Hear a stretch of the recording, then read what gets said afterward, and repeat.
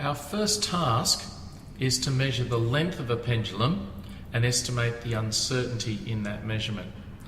Now, here we have a very simple pendulum, a mass and a piece of string, and of course today I've got very bright fixed string so you can see it on the video, and in the experiment you'll actually have a much finer string.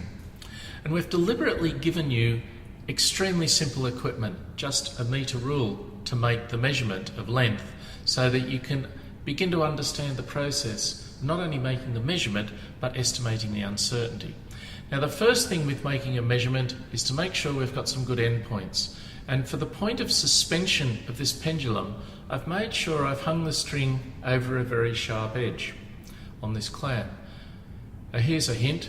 Don't just wind the string around a bar and let it swing, because as this pendulum swings backwards and forwards, it's actually wrapping and unwrapping from the bar and changing the length of the pendulum. So we don't want to do that. We have a nice sharp edge here for our fulcrum point. Now, the next thing we've got to measure to is to the centre of mass of the bob. And there's another problem. Down here at the bob, where exactly is the centre of mass? You might like to make some measurements of this and put a pencil mark or a mark on where you believe the centre of the mass of the bob is. And then once you have done that, we need to measure as carefully as possible, and probably take a couple of people to do this, one to line up as exactly as possible with the point of suspension, and somebody to read the length of the pendulum to that centre of mass mark. And that's the measurement of length. But now here comes your professional judgment.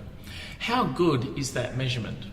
In principle, a metre rule is good to plus or minus half the limit of reading, which is 0.5 millimetre. In practice, the procedure you're using is a little bit uncertain. Have you lined it up exactly there?